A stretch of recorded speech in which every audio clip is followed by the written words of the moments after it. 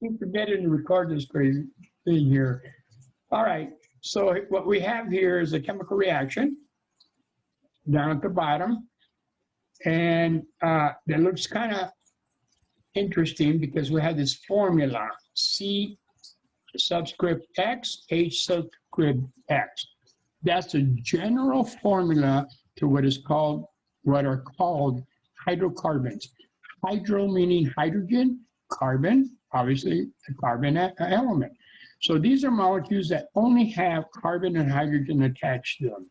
So all gasoline is a mixture of hydrocarbons. This is the introduction to your very first chemical reaction. Down the road, when we talk about chemical reactions, there's only six chemical reactions. This is a combustion reaction. We all know when something burns, you need oxygen. Hence, you have O2, and that's our formula, O2 for oxygen. There's oxygen with a subscript 2, which tells you there are 2 atoms of oxygen in oxygen. And we're going to have a lot more about the structure and what this means. But when we do a combustion reaction, for us here at Chem 130, anytime we burn a hydrocarbon, the only 2 products that you will always get will be CO2, otherwise known as carbon dioxide, and H2O, known as water, okay? Now, its scientific name is dihydrogen monoxide. And you may want to Google that. You'll come up with all kinds of crazy stuff about how dangerous it is. Okay, yeah, it can be dangerous, but it's quite necessary if you Google dihydrogen monoxide. Okay, first introduction to your very first chemical reaction. On my drawings, let's close this up. Doctor, so, can I ask a question? Yes, you bet. So on the last slide that you were just showing the burning of gasoline, you said Yes. that the X's are hydrocarbons. Oh no, I missed that part. No, see, you see the letter C and the letter H. C represents carbon. When we get to the periodic table, we're going to learn about the symbols. So that's carbon and hydrogen bonded together. The X is a subscript, which is a numerical value. The smallest hydrocarbon there is where X for carbon is 1, and H and X for hydrogen is 4, otherwise known as methane. So those X's vary in number. They can be from 1 up to 20 plus, okay? Okay, cool. So they're variables. Yes, the X's are variables and numbers will change, okay? Numbers ain't, good question. I bypassed the X part. But we definitely will come back to this when we get into chemical reactions. All right. Now, how do we know that a chemical reaction occurs? What type of indicators that occur to tell us something happened? Well, we do have some general indicators. For example, anything that burns, okay? You have plastics. A lot of plastics are nothing more than hydrocarbons. They will burn, okay? And so anything that rusts, metal, for example, the bridges we have on right now are all rusting. The iron is reacting with the oxygen and the moisture and causing that iron to be converted to another compound. And so burning, rusting are good indicators that a reaction proceeds. You put A and B together and you get bubbling. Now, without any release of heat, that's a pretty good indication that maybe you got a reaction. Not always the case, because if you put in, well, I wouldn't use that. For example, a good example of this would be Alka-Seltzer. You drop in Alka-Seltzer, you get that bubbling action. Well, that bubbling action is nothing more than carbon dioxide. Okay, so as soon as it gets in the water, the carbonate breaks down, and one of the products it makes is carbon dioxide.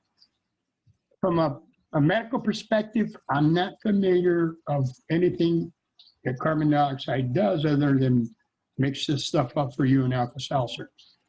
Okay, but there's a chemical reaction there. Formation of a solid.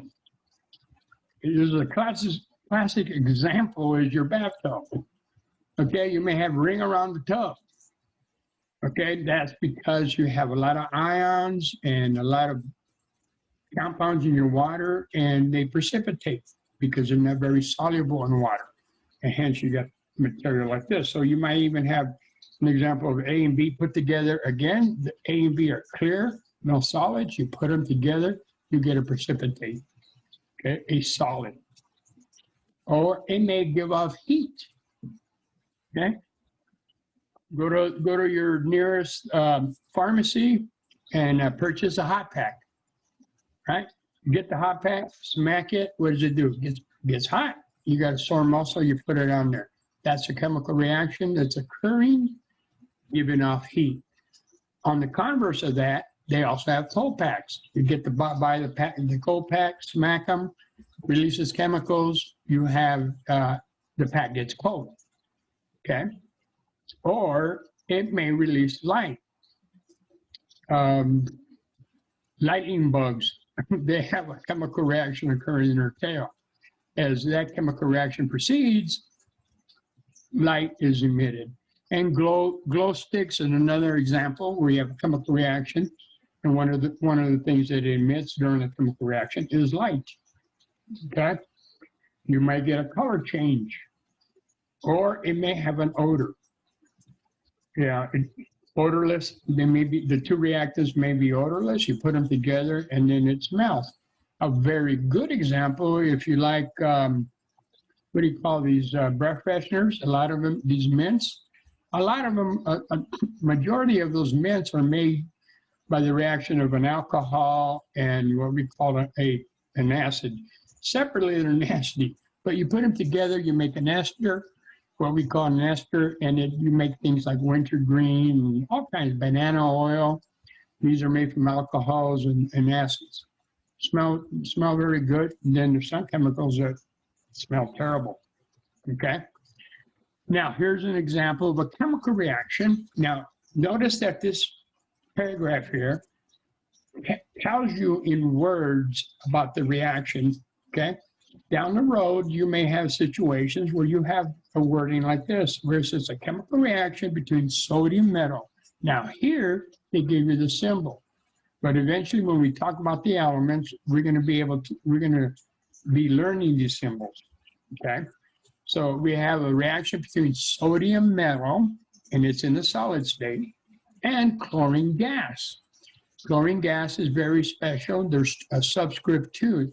That means it's diatomic. 2 atoms of chlorine exist here on Earth as a diatomic molecule, just like oxygen in the previous example of the combustion, O2.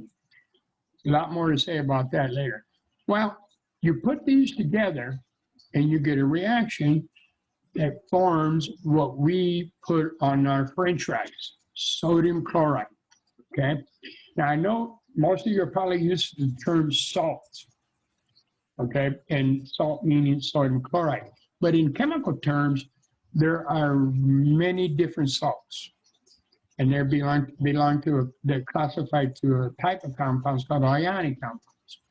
So when we here in chemistry, we talk about salt, we're not just talking about sodium chloride. We're going to be talking about a whole bunch of other different salts. Okay, which, as you know, sodium chloride is a totally different chemical compared to chlorine gas. A lot of the municipalities, when they treat water, they treat it with chlorine gas. So if you happen to buy one, and you see this kind of yellow, nasty looking, low flying gas, get upwind, because that's a poisonous gas, okay? All right, and sodium metal by itself, you put that in water, it's an explosive reaction. And yet here we got an explosive material, sodium, explosive when reacted with water, and chlorine gas that is poisonous, and then together, after everything's done, you make something that you can put on your French fries, okay? And the only thing that happens here is one tiny electron got transferred from one element to the other and totally change the properties of the product. So here's the example. Here's a picture of sodium. Here's a picture of the chlorine. And then obviously you're all seeing sodium chloride. Now you notice in this chemical reaction, remember I talked about that arrow. Here's the arrow sitting here. Okay.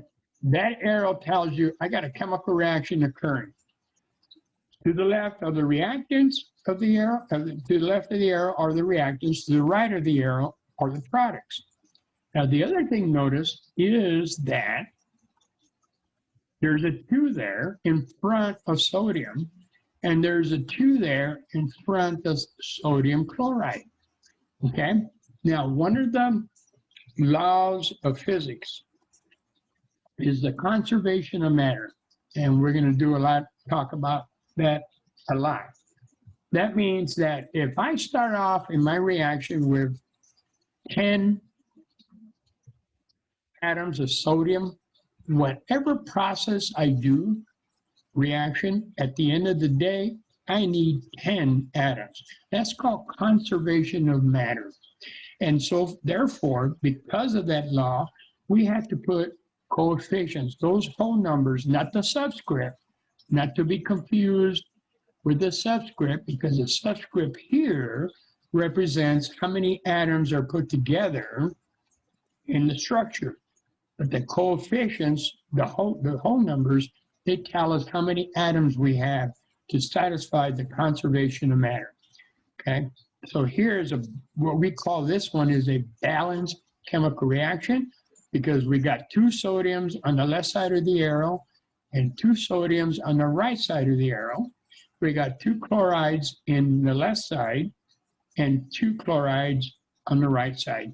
That 2 in front of sodium chloride pertains to the whole molecule sodium chloride. Okay. And that right there is what we call stoichiometry. Remember I said earlier, you're already familiar with stoichiometry when I used the bicycle example. I said the bicycle frame, 2 tires. I need 2 tires to 1 frame. Here's an example, very similar. Sodium can represent the tires, chlorine can represent the frame. I need 2 to 1 ratio. Okay? And that's important when we get down the road to start learning to balance these, because we're going to do calculations on this. We're going to be able to calculate how much sodium I need. If I need to make 10,000 pounds of sodium chloride, I can calculate to figure out how much sodium I need to start and how much chlorine I need to start with. All right, so let's move on. Look at even the appearance of each one. That's why we put the picture as sodium, solid metal, chlorine here. I mean, in this case, it's gas, but it's dissolved in something. And then the sodium chloride, totally different properties. So you might be given these equations, and I understand at this point in time, you don't know what they are. And that's okay, okay? But I want you to analyze them and say, oh, wait a minute. Okay, I don't know what NH3 is, but this is what I do know. Okay, NH3 being this right here. I don't know what it is, but I see that it is NH3 to the left of the arrow, and guess what? It is NH3 to the right of the arrow. Okay, then another aspect I can see from this reaction is NH3 to begin with is in the gas phase, G. And when I'm done with it, it becomes a liquid. Okay? So FYI, NH3 is ammonia. You know that nasty smelling, you got ammonia cleanser? That's what this is. This is the formula of ammonia. Okay, so that tells me just by analyzing what I'm given, not knowing what it is, seeing that NH3 is the same in the beginning, NH3 is the same at the end as far as products. I suspect this must be a physical change, okay? And let's take a look at the second one. Okay, in this case, hey, I'm given NH3 again. Yeah, well, let's look in the product side. Oh my goodness, I got N2 and then something else. Oh, I get a plus symbol. Okay. And then I get H2. Well, the plus symbol tells me I got two products because I got N plus H, okay, which is nitrogen. Notice it's diatomic also. We got two nitrogen atoms and hydrogen gas. The fact that I have two products tells me I must have a chemical reaction. Okay? Let's take a look at number 3, H2O2. Okay? Similar situations, number 2. By the way, H2O2 is a formula for something you may use. One, if you need to color your hair blonde, that's hydrogen peroxide. Or you got a cut, use it, hydrogen peroxide. That's the formula for hydrogen peroxide. Looks very similar to water, H2O, except hydrogen peroxide has an extra hydrogen. And here again, we got H2O2. Don't know what it is, but we got that plus symbol telling us that we got two products, which would indicate to you, tell you, oh, recognize that as I got a chemical reaction because I got two products. And number 4, H2O2, we start off with, we also end up with H2O2. Again, structurally, they're the same. So that it should indicate that I have a physical process, physical change. Now here's an example. Remember what I called those earlier of hydrocarbons?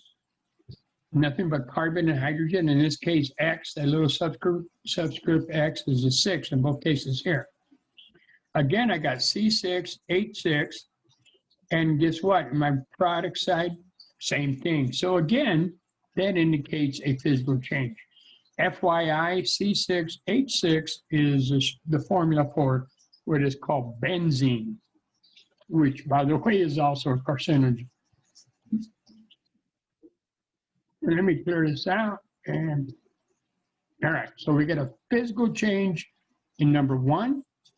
The formula does not change at all. It's still NH3, NH3. Second one is a chemical change because we have created 2 new products. We have broken down NH3, okay? Third one also, we broke it down. We took H2O2, which is called hydrogen peroxide, broke it down to give us H2 and O2, hydrogen and oxygen, okay?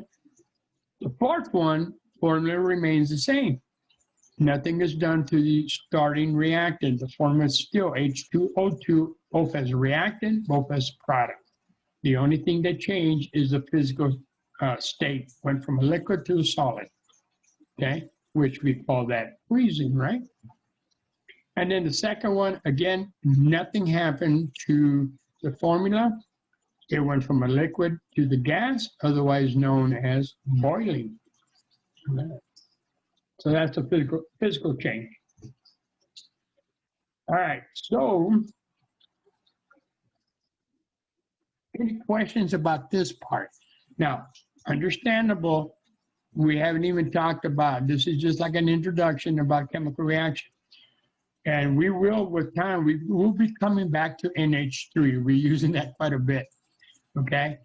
But here we just you just look at the formula you're given, regardless if you don't know what it is, and just analyze the reactants, analyze the products, visualize what you're seeing here, and then come to a conclusion of, okay, it's got to be a physical or a chemical change.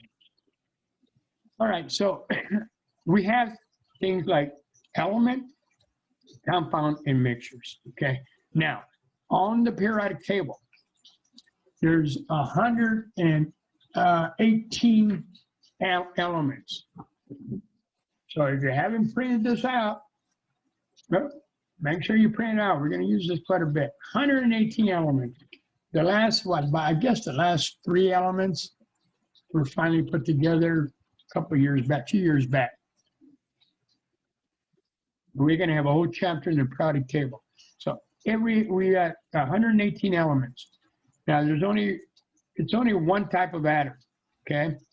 I can't break it down anymore. Now, I mentioned the term diatomic molecules, but there's only 7 of the elements that here on Earth exist as 2. And so therefore we have to write them with a subscript 2. And we'll get back to that. There's only 7 of the 118. Oxygen here is an example. Hydrogen you already been introduced to. Nitrogen is another example, okay? But if I were even to break those down even further, even though there's 2 of them, I still have a specific element. If I break down O2, I still have O. If I break down nitrogen, I still have nitrogen, okay? So it's only one type of an element. Okay, a compound, okay? For a compound for a chemical to be called a compound, there has to be at least 2 different elements. H2O, water, it's a combination of hydrogen and oxygen. Carbon dioxide, CO2, it's a combination of carbon and oxygen. So those are classified as compounds, where you got to have 2 or more different atoms bonded together. O2 is still an element because only the 2 oxygens are the same. Okay, so they're not compounds. They're the same. It's an element. It just happened to be diatomic. Okay. Obviously, the term pure is fairly self-explanatory. You know, we have a pure material. The only thing we have of whatever particles we have is whatever element we have, like pure gold. Okay, pure gold. All we have in there is just atoms of gold. We also have mixtures where we got 2 or more different particles mixed together. Okay, we're all familiar with that, ordinary mixture. And so we have this flow chart here to kind of break it down for you. What's important to take away from this flow chart, again, is to analyze the spheres that you see in the yellow circles, okay? Notice, let's go to the far left, and the bottom far left, you see a circle with red, to me, orange dots, or orange circles. Let me mark it so you know we're talking here. Dr. Friend? Okay. Yes. Would you mind just toggling back to the previous slide for just about 5 or 6 seconds? Yeah. Let me do that. That one? Yes. Okay.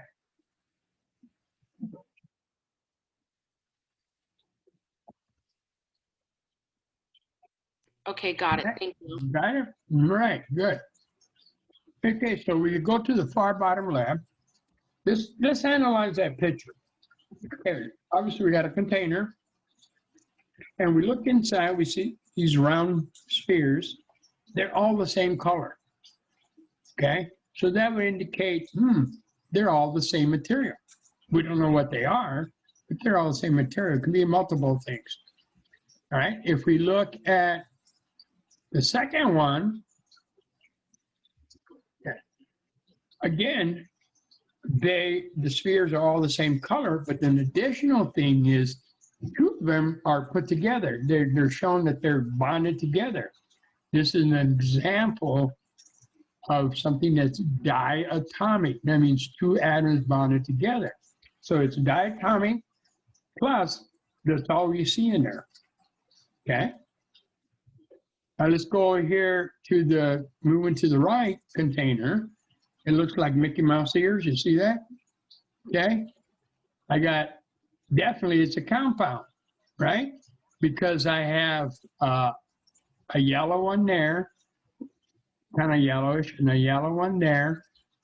And then in the center, I have the red. So I got red atom bonded with 2 yellow ones together. That could be represented by water, and that's what's down in the bottom. Ne is neon gas. O2 is oxygen, H2O is obviously water, okay?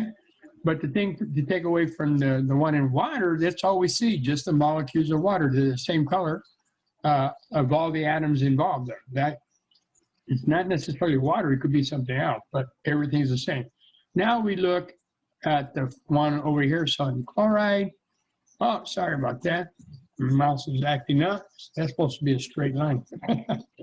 And you can see here that we got two different spheres, color. Green and I guess I don't really call that light green. Okay.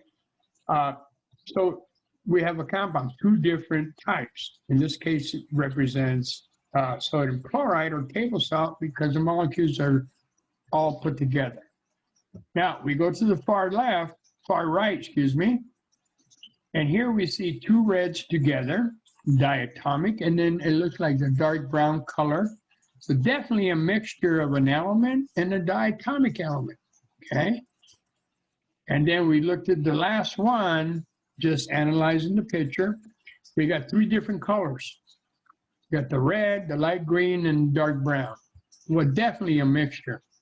And the fact that probably a mixture of elements, okay? Nothing diatomic in there, everything separated, okay? So this flow chart here will kind of, let me clear my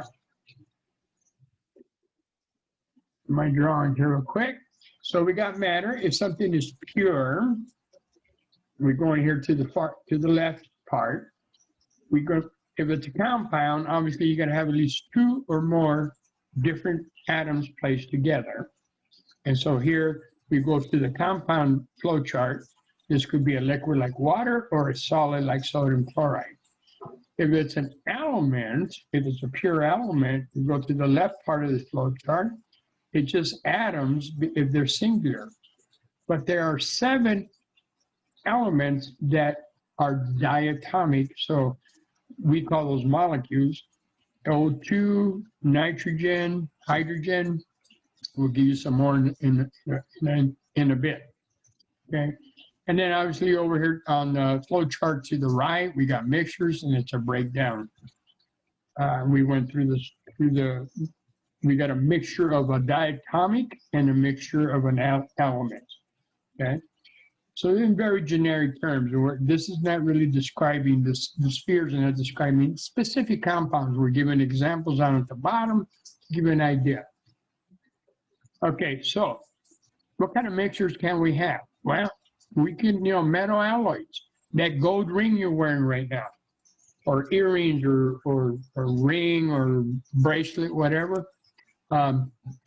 18 karat, maybe 20, even a 24 karat. It's not pure gold. Okay, because pure gold is very soft.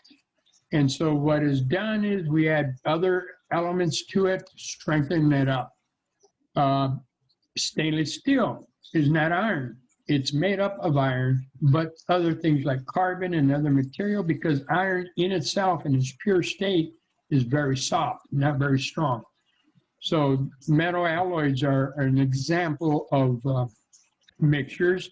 Tap water, why would tap water be a mixture?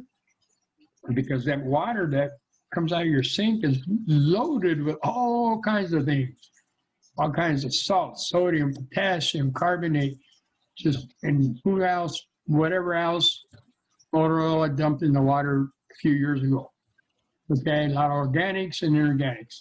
All right, the air around us is definitely a mixture, okay, because it's made up of nitrogen, oxygen, and all the other pollutants. Pure, if sodium chloride, if we were to purify it 100%, that's a good example of salt, sodium chloride. A diamond, pure diamond, which is kind of rare, is an example of a pure material. Most of diamonds are contaminated with another material, another metal. That's why some of them have certain colors. But here's something to think about the diamond. A diamond, pure diamond, is made up of nothing but carbon, okay? Nothing but carbon. If you go to a hardware store and you buy some graphite, that also is made up of nothing but carbon. So you might think, wait a minute here. Okay, why diamond is the hardest thing on earth? Plus the most expensive too, probably. No, I take that back, maybe platinum. All right, so diamond is the hardest thing on earth. It's used for multiple things, especially for drills, okay? And graphite, we use it to lubricate. It's a dry lubricant. We use it to lubricate. You can use it for your keys, lubricate the keys that you're sticking in the lock. Okay, and it's also made up of carbon. So why is it something slimy and something as hard as the hardest thing we have on Earth, then being made up of carbon? Why is the difference? And the difference is the way these molecules are put together relative to themselves. Diamonds have a very unique crystalline structure that makes them real tough, whereas the graphite is more of sheets and make them slide a little better. Still all carbon, but the structure and the intermolecular attraction or interactions we have that the atoms have with each other play a big factor on the overall properties of the molecule. Okay, so distilled water, that is if you distill it, pretty much pure, not 100%. There's really no distilled water is 100%. So, and then reading these water bottles, I find it interesting that they tell you is distilled water, and then they put salt back into it. Save some money, just buy distilled water and go to your cabinet, throw in some sodium chloride, some magnesium chloride, and you're good to go. All right. So here's some more diagrams to become familiar, because you'll see these, in multiple places. The far left is an element, represents an element, and it's diatomic. You can see they're bonded together. The one in the middle, you can, again, it looks like in both cases, the first two, everything's pure, okay, because it's all you see, diatomic pair spheres on the far left. And the compound, you can see that there's a white and a gray, two grays, they're put together, just making a compound. Remember, a compound requires two or more different elements, okay? And then we got a mixture on the far right, a mixture of a compound and maybe two different elements, because we got a gray here, two grays, and one darker sphere. And then we got the Mickey Mouse ears here, that could be water. Okay, so anyway, those diagrams would pop up quite a bit in your homework and different things, so be familiar with them.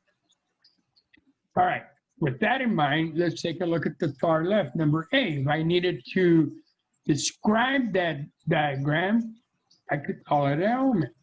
More specifically, if I needed more specific information, a diatomic element, okay? For B, it's a compound. I got a dark sphere with two lighter small ones around it. So definitely a compound. C, we get a mixture.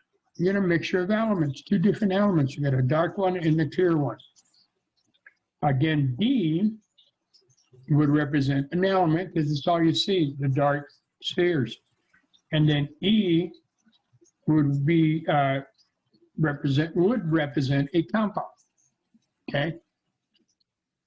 F, definitely a mixture of two different compounds and maybe one diatomic element.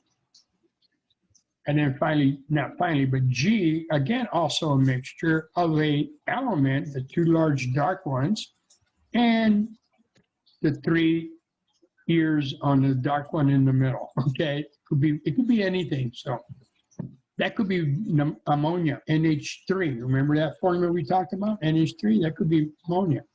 And then finally, H, definitely an element. And if I needed to even categorize it more, I could say it's a solid. Why? Because everything's ordered very crystalline, okay? Compared to the other ones, more likely could be possibly liquids or gases, but that's not important. All right, so let's talk about the elements. Each element has a unique name a symbol and a number. Okay, so if you look at your periodic table, you start off with number 1. Hydrogen has the letter H, and it has its unique number, atomic number. Okay, now normally the symbol, there's a single letter, and that is a capitalized letter. And when we want to describe carbon, we write, as far as giving the symbol for carbon, we use a capital H. Okay, for hydrogen, a capital, did I say H? For hydrogen, a capital H. For carbon, a capital C. Okay, now not all of them, not all the elements are single letters. We may have a second letter, but the important part is that second letter has to be in lowercase. So in this case, Ca, which is calcium, its symbol is capital C, lowercase a. Cobalt, very nice color metal, capital C, lowercase o. Now, why is that important? Because carbon monoxide, the compound carbon monoxide designated here as C, capital, in both cases capital C, capital O. That tells us carbon monoxide. That is a gas and poison. Capital C, lowercase o, represents cobalt. It's two different species. So be very careful when writing your symbols, okay? Make sure you've written them correctly. All right. Now, accuracy in science is very important, but you know what? It's also important in the career you're going to choose. Personal note here, there is a big difference between 10 milligrams and 1 milligram, and when you're injecting that into a patient. And so please, when you do your homework, read the instructions carefully and precisely. And the first couple of misspellings, I give you a freebie. But Canvas is very specific in reading your answer. You got to type in an answer and you misspell it. Okay, so get in the habit of checking your work before you hit the submit button. All right, so let's continue here. Get rid of this stuff. Now, most symbols have English names, like hydrogen has the symbol H, oxygen O, helium He. Okay.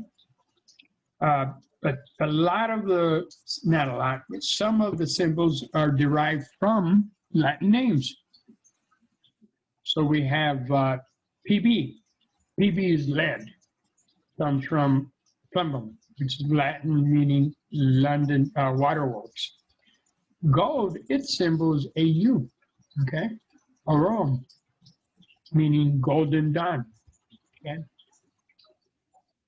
Now, be familiar with the first, at least at this point in time, with the first 20 elements. So that will bring you up to calcium, okay?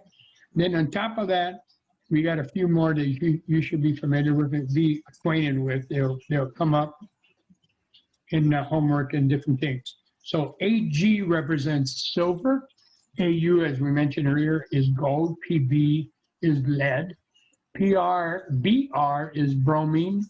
I is iodine, and Hg is mercury, okay? So be familiar with the first 20 and those. Now, when we talk about the physical states, we're talking about room temperature, ambient temperature, roughly 25 degrees Celsius, okay? And normal atmospheric pressure, because without a reference point, our physical state varies depending on how hot it is and how much pressure. Okay, so for example, mercury and bromine. Bromine is number 35 on your periodic table. We have 118 elements. Of 118 elements here on Earth at 25 degrees Celsius and 1 atmosphere, they are in the liquid state. Okay? Liquid state. The only ones. Now, obviously, if we were on the sun, everybody would be in the gas phase. So that's why important we talk about 25 degrees. I mentioned earlier about, no, not yet, gases. Well, we have been talking about gas. And we have a special name here. If you look at your periodic table and you go to the far right column, okay, those are, and if you look at the periodic table, there's a Roman numeral number on top, VIII, which is 8. All of those have a special name. Those are called noble gases. Hence, noble, they are gases. But on top of that, you have H2, N2, O2, F2, and Cl2. Hydrogen, nitrogen, oxygen, fluorine, and chlorine. At 25 degrees, along with the noble gases, the last group in the far right, they are gases, okay? Which means that everything else are solids. So we have 1, 2, 3, 4, 5, 6, 7, 8, 9, 10, 11, 12.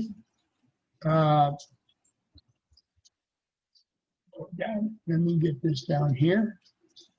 12 of these, 12 gases, okay?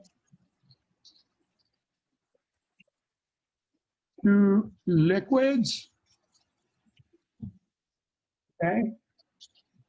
And everything else are all solids at 25 degrees, okay? Good.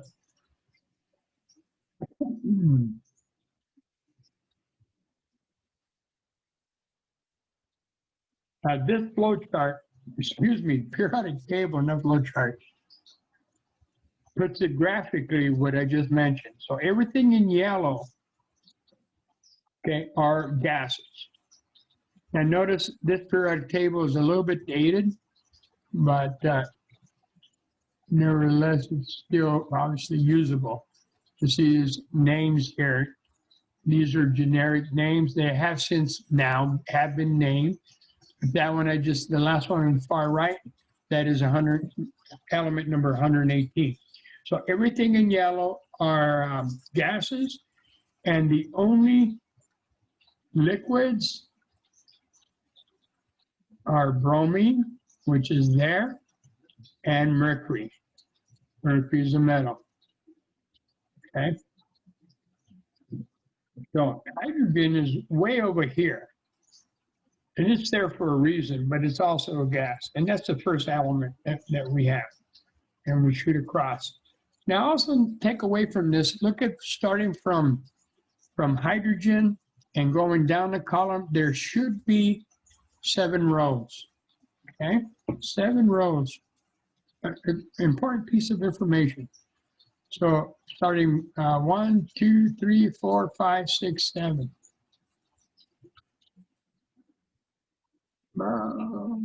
Let's go clear this out.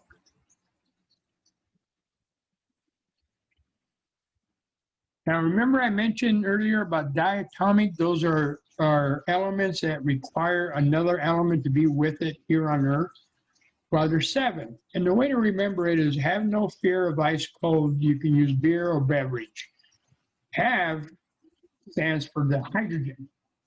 No is for nitrogen. I'm going from left to right. Fear is for fluorine. Of is for oxygen. Ice, in ice is for iodine. C, not for carbon, but for chlorine. And B for bromine. So of the 118 elements there, 7 are diatomic. And therefore, when we write them, we must write them as diatomic with the subscript, okay? Also notice the naming that if you heard me, let me like this one. I said bromine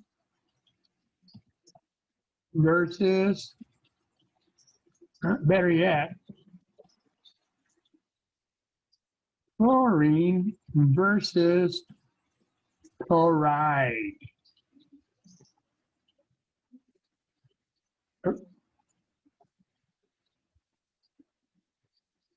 Okay, should have moved it over a little bit. We're talking about chlorine here. Notice the name. When it's an element, we call that chlorine, I-N-E. When it reacts, in that example we did earlier with sodium and chlorine to form the salt, in that reaction we have to change the name to chloride. So there's a difference. So if you hear me, when I say chlorine versus chloride, we're talking about two different species. The same is true for bromine. Bromine, bromide. Iodine, iodide. Okay? Oxygen, oxide. Fluorine versus fluoride. Okay? Nitrogen versus nitride. Okay? And even hydrogen going to hydride. And so they're two different species. We can't mix the two up. That'll come into play when we start naming these compounds. We're eventually going to say, we're starting off with the elements, 118 elements. We're not going to use all of them, obviously, but we're going to take a lot of them and put them together. From the elements, we're going to put them together to make compounds. And from that, we're going to name them, okay? Learn to name them. And then from that, we're going to take the compounds and react them with each other, and we have chemical reactions, okay? So we'll get to that eventually.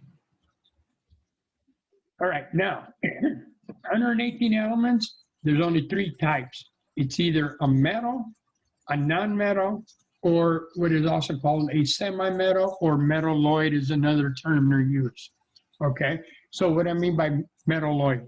Well, a classic example of something that's an oid would be a mule. I use that a lot. Why a mule? Well, who can tell me how you make a mule? Where's a mule come from? Anybody know? Don't tell me the mule store. A horse and a donkey. Oh, I heard the horse part. You got cut off on the other part. And a donkey. Yeah, exactly. So a mule is a mixture of horse and donkey. A metalloid or semi-metal is a mixture of, it has properties of a metal and properties of a non-metal, okay? Now, metals are located in the far right of there's a little stair step in the periodic table. Probably the best thing is just go to the periodic table, okay? And so we have here, in my color, kind of a bluish color. Those elements are the metals, okay? And kind of a light reddish color were the nonmetals. The metalloids are right in the little stair step. And let me see if I can connect the dots for you, because this way, if you start with B, which is bromine, and you go diagonally, that's bromine where I started. That is, hold on, let me do this instead. Where are you at? Okay, I start with bromine and I go diagonally to silicon. And then I drop it from silicon to GE, and GE to AS, AS to SB, SB to TE, TE to PO, PO to AT. Those guys, so I go diagonal, down, right, down, right, down, right, okay? If you don't have the colored periodic table. Those are the metalloids or the semi-metals. Everything to the right of them are what we call non-metals. You can see right away that we have the elements, there's a lot more metals than they are non-metals. Okay? Now, for the groups on top here, you notice these Roman numerals, which I want to introduce quickly Roman numerals. I guess last semester, I guess they don't teach that anymore. Okay, but they use the letters I and V. So for one, that's number one in Roman numerals. 2 I's is number 2. 3 I's is number 3. Now V represents 5, and if the I is in front of V, that represents 4. V is 5, and if the I is after the V, that represents 6. And I add another I after that, and I get 7. Okay? 7. So these are specific groups, and we're going to talk a lot about those. But this is going to get, those numbers are going to give you a lot of information. Okay? And the reason these guys are in groups like this, all in the same group, they all have one thing in common, and that's the electrons, and we're going to get to that in the subsequent chapter. And that's why we put them in groups like this, because they all have similar reactivity. This group right here is the noble gases the previous slide had. Those are gases. They call them noble gases because they are very unreactive. It's like noble kings, I don't know, but they got them noble gases. Even gold is called a noble metal. Pure gold is unreactive. You can find gold that was buried 10,000 years ago and it's just as shiny as it was 10,000 years ago because it's so unreactive. We can get it to react, but it's really tough. All right, so let me clear this up a little bit and we'll move on. So this is a breakdown of metals and nonmetals, okay? Now, why is that important? When we get down to making compounds, there's only 2 types of compounds. 2. All these elements here, there's like millions and millions of different chemicals out there. But there's only 2 types. One is what we call covalent, and they'll make more sense later on. And the other one's called ionic. And the only difference is an ionic compound is one element's a metal and one element's a nonmetal. What do you put on your French fries? I know, ketchup, besides ketchup. Sodium chloride, right? Salt, they need salt. Well, let me mark this real quick. Here's chlorine. Here's sodium, number 11.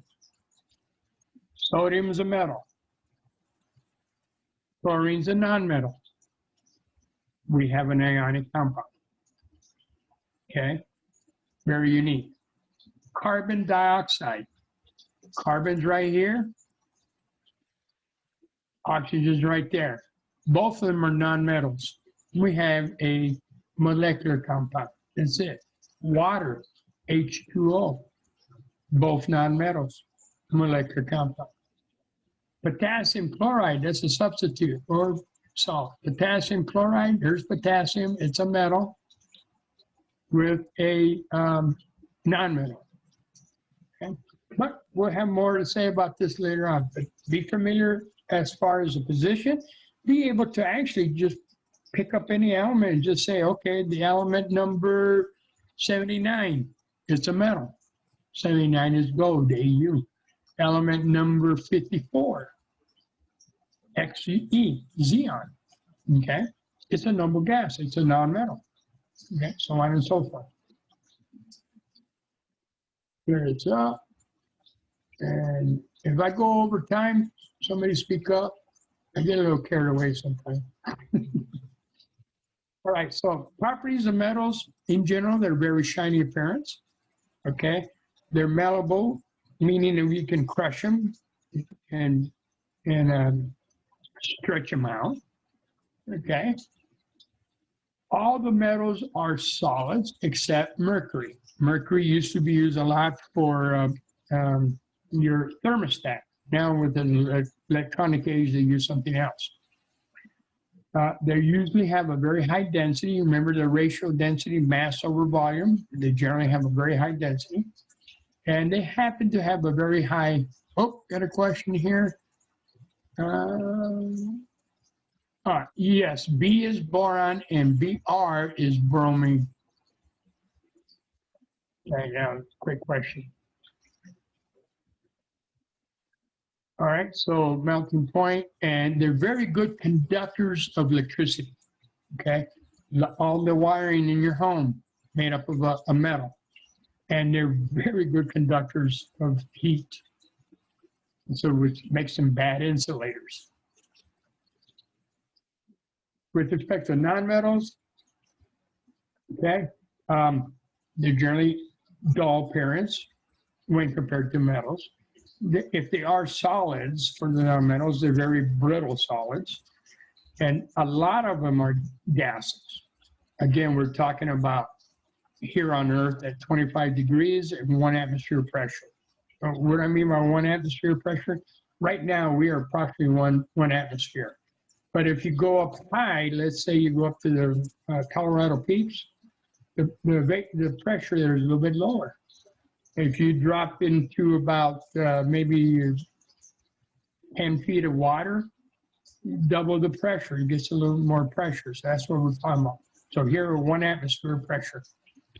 Density is kind of low, depends, and they tend to have a low melting point.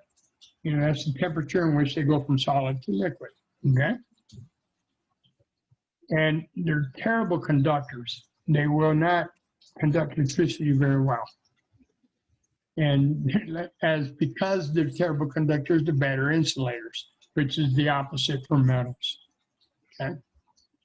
Now, looking at the periodic table, be able to at least name the first 20 and the others that we gave you earlier, okay?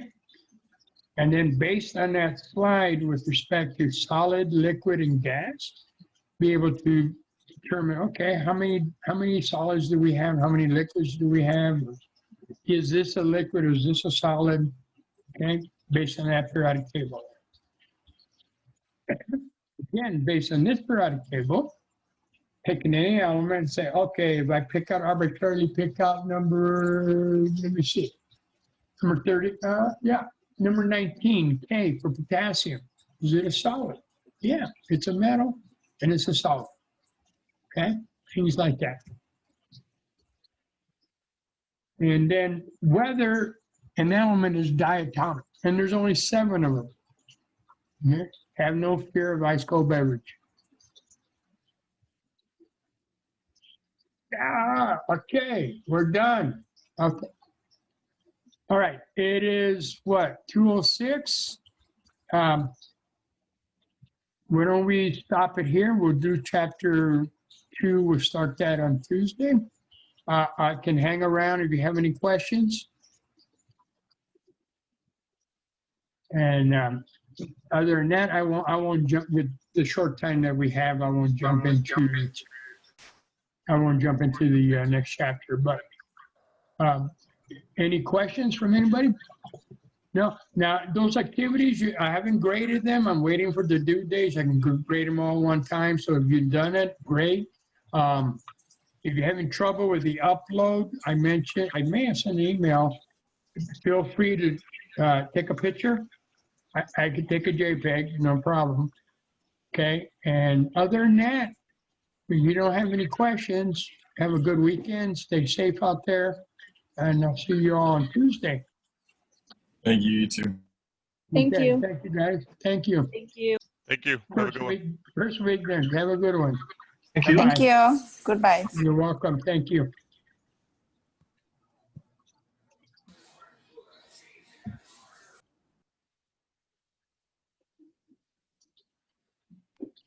Dr. Fred, I have a question. Sure. Let me stop the